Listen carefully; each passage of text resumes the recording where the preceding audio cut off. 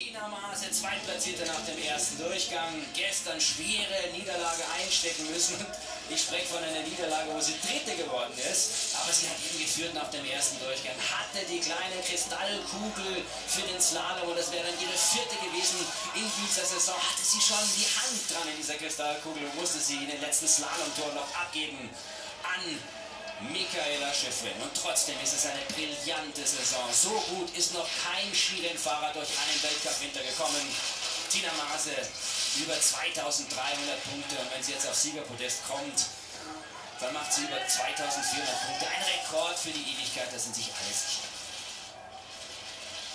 Und wenn sie jetzt diesen Vorsprung bei der letzten Zwischenzeit ins Ziel rettet, dann wäre es ihr 24. Podestplatz in 35 Rennen. Unglaublich, ich ziehe den Hut vor einer großartigen Saison. Eine Wahnsinnsathletin, Tina Maase, baut unten natürlich ihren Vorsprung noch aus, denn sie haben den Fehler ja schon gesehen von Lara Gut.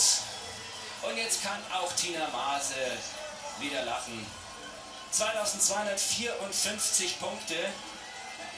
So ist sie in dieses Finale gegangen, hat er nochmal gestern 60 Punkte dazu bekommen und jetzt mindestens 80, denn nur noch eine steht oben. Vielleicht werden es sogar nochmal 100. Alles hängt jetzt ab von Tessa Worley, der Riesenslalom-Weltmeisterin, die hier im ersten Durchgang mit der Startnummer 1 einen Superlauf hingelegt hat. Im Weltcup allerdings nur dreimal Dritte im Riesenslalom, also keinen Sieg. Das wäre dann, wenn sie jetzt gewinnt, auch im Weltcup der erste Sieg in dieser Saison.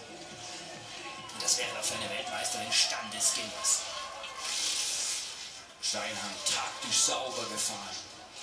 Fällt aber eine halbe Sekunde zurück. Ähnlich wie gestern Tina Maase, die sich auch ein bisschen verzockt hat im oberen Steilhang im Slalom. Aber die kleine Französin, die weiß ganz genau, wie man hier auf diesem Hang taktieren muss, wie man hier Gas geben muss. 200 der Rückstand. Also auch im letzten Rennen der Saison ein ganz spannendes Finale. In den letzten Toren entscheidet sich der Tagessieg. Ist es Tina Maase, die Slowenin, oder Tessa Worley, die Riesenslalom-Weltmeisterin?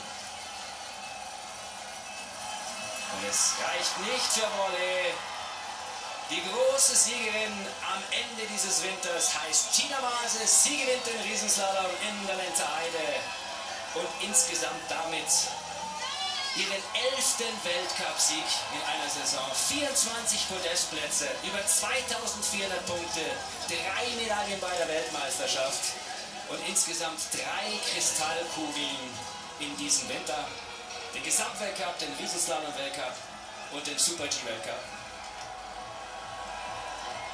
Und jetzt kommt natürlich ihr Ritual. Sie fordert die Zuschauer nochmal auf, sie zu begleiten bei ihrem Siegerrad, das sie immer macht. Tina Maase gewinnt vor Tessa Worley, Lara Gut auf Rang 3, Viktoria Rebensburg wird Vierte. Ja, und was war das für ein toller Tag? Felix Neureuter gewinnt und leider Maria Höfel-Riesch mit einer Knieverletzung. Das ist die Bilanz dieses letzten Wettkampftages. Markus Ober.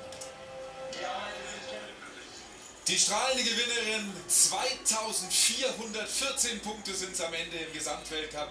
Das ist ein Fabel-Weltrekord. Bisher hatte Hermann Maier diese Bestmarke mit 2000 Punkten. Also Glückwunsch an Tina Maase. Sorgen bereitet uns in der Tat Maria Höfel-Riesch. Heute verletzt ausgeschieden im ersten Riesenslalom-Durchgang.